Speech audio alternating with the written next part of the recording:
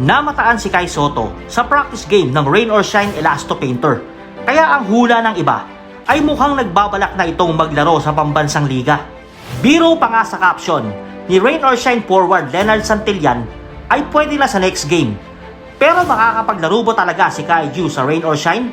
At bakit hindi sa Gilas ito naglaro kung gusto lang naman niya na magpakondisyon? Off Tana to Soto and again, Kai Sotto wins out. Wala ng kontrata si Kai Sotto sa kahit sino mang koponan sa labas ng bansa. Matapos ang kanyang 2 taon na paglalaro sa Koshigaya Alpas sa Japan B-League. At mas piniling pumasok sa free agency upang suriin ang iba pang mga alok. Sa videong pinost ng isang Rain or Shine player ay makikitang naglalaro ito kasama ang koponan ni Coach Yeng Guiao. Kaya ayon sa ibang nakapanood ay baka kinuha na ito ng Rain or Shine para maglaro sa kanila sa PBA. Subalit nakikiensayo lang daw ang tallest young player ng Gilas sa ROS upang hindi kalawangin pagbalik sa hardcourt. Isa pa ay hindi rin naman pahihintulutan ito na maglaro sa PBA sapagkat under the rules of PBA draft, ang sino mang manlalaro na galing sa International League o nag-aral sa ibang bansa ay kailangang mag-apply at makuha sa annual draft. At ang karapatan na makuha siya ay nakasalalay pa rin sa kung anong team ang may pick sa draft order. Ganun pa man, ang tanging paraan upang makuha siya nila Coach Yeng Guiao ay kung makikipag-trade ang ROS sa ibang teams na hawak ang top pick sa draft. Tulad ng nangyari sa Barangay Ginebra na ipinalit ang ilang Ginebra players para makuha ang pick ng Terra Firma na inaasahang ang team na magiging top overall pick sa darating na PBA rookie draft.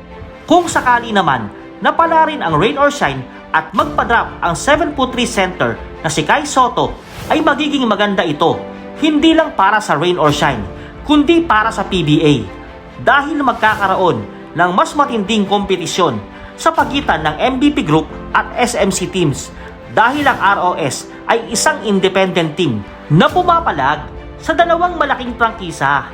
This is not what you want to see. I With think the outcome already settled. Puro pambabatikos ngayon ang inaabot ni Kai Sotto dahil hindi ito naglaro sa mga nagdaang laban ng Gilas Pilipinas. Kaya't ultimo, ang ex-PBA Commissioner na si Noli Ayala ay naikumpara siya sa NBA MVP na si Nikola Jokic na kahit malaki na ang napatunayan sa basketball ay patuloy pa rin nagseserbisyo sa kanyang bansa. Subalit ang pangunahing dahilan kung kaya't hindi nakapaglalaro si Kai Sotto sa Gilas Pilipinas ay ang kanyang rehab at recovery mula sa kanyang tinamong ACL injury na kung mapapabayaan ay posibleng pumurnada sa kanyang basketball career. At hindi ito nangangahulugan na ayaw niya na ang coaching formula ni Coach Tim Cone. Pero kung ang plan B ni Kai Sotto ay maglaro na sa PBA at maging gabay si Coach Yeng Guiao ay lalong lalakas ang lineup ng Rain or Shine. At kung magiging elasto pogi nga si Kai Sotto, ay mayroon na silang matibay na sentro na pwedeng ipangtapat, lalo na kay Junmar Fajardo. The 8-time MVP, Junmar Fajardo! Sa palagay mo ba, ay lalaro pa sa Gilas si Kai Sotto? I-comment down below mo na yan. At laging tandaan, basta't kwentuhan at usapang basketball.